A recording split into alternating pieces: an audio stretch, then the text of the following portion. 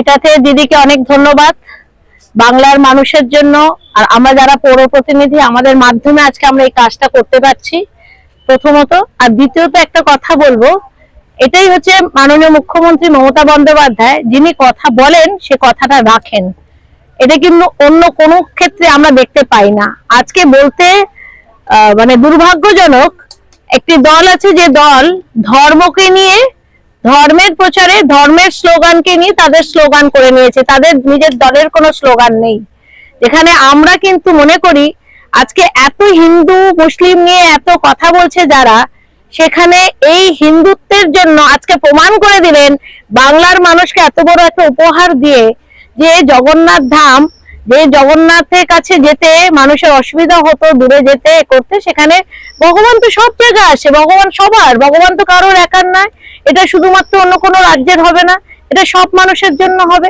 মানুষের কাছে পৌঁছে দিয়েছেন। এমনিতেই জগন্নাথ ভগবান এমন জন যাকে দেখতে মন্দিরে যেতে হয় না, তিনি কিন্তু মানুষের মাঝখানে নিজে নেমে আসেন।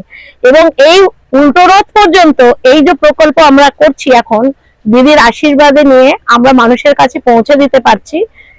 জগন্নাথ, জয় জগন্নাথের প্রসাদ। কটাক্ষ মন্তব্য তোমার মুখ আছে তুমি বলতেই পারো, এটার কোনো বিরোধিতা বা আমরা সেরকম অসভ্যতামি তো করতে আমাদের মনে দেখা যায়নি কাউকেই। আর আমি এই বিষয়ে বলবো সেটা তার বক্তব্য, তিনি কটাক্ষ করে তিনি কুলসিত হয়েছেন, তিনি নিজে কুলসিত হয়েছেন যখন তিনি প্রকাশ্যে এসেছেন, যখন তিনি বলেছেন তার দলের নেতাকে তিনি বলছেন। শুধু তাই না, এটা বাংলাকে অপমান করা হচ্ছে, এটা উনি নিজে বুঝতে পারছেন না। এটা একটু ওনাকে শিক্ষিত হতে হবে, এটুকু ওনাকে বলবো আপনি একটু শিক্ষিত হয়ে যান। আর ধর্ম নিয়ে রাজনীতি করে লাভ নেই।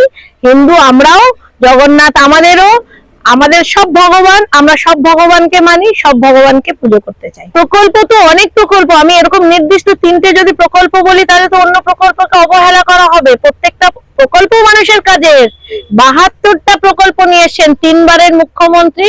এত প্রকল্পের দরকার ছিল না। প্রকল্পগুলো এই জন্যই করেছেন যে মানুষের কি দরকার, মানুষের পাশে দাঁড়াতে গেলে কি করতে হবে সে কথা ভেবে করেছেন।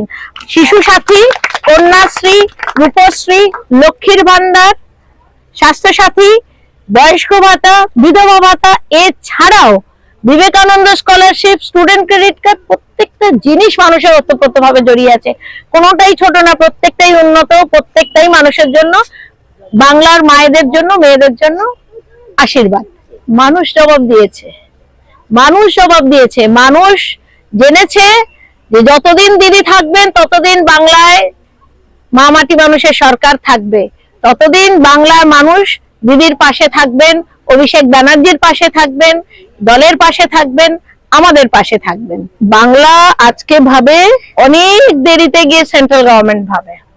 বাংলা যেটা করে দেখিয়ে দেয় তারপরে তারা চিন্তা ভাবনা শুরু করে, দুটোর মধ্যে অনেক তফাৎ আছে। এটাই হচ্ছে বাংলা। যেটা বলি বারবার, দিদি যেটা বলেন সেটা করে দেখান। মেয়েদের নিয়ে বেরিয়েছি, এখানে আমরা নিশ্চিন্তে ভালো আছি এবং মায়েদের আশীর্বাদ আমাদের পাশে আছে। মানুষকে জানা উচিত, মানুষের আসে অনেক সময় দুয়ারে সরকারে আসে আমাদের কাছে, দিদি আমাদের কি প্রকল্প আছে, আমরা কি পাবো, তারা জানে না।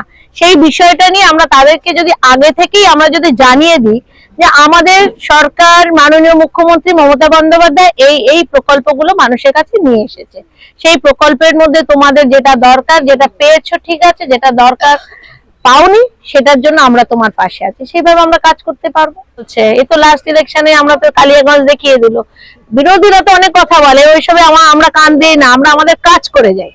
কাজ জবাব দেবে, কাজ মানুষের কাছে পৌঁছবে, মানুষ ভালোবেসে তার জবাব দেবে। একদম একদম নিশ্চিত থাকো।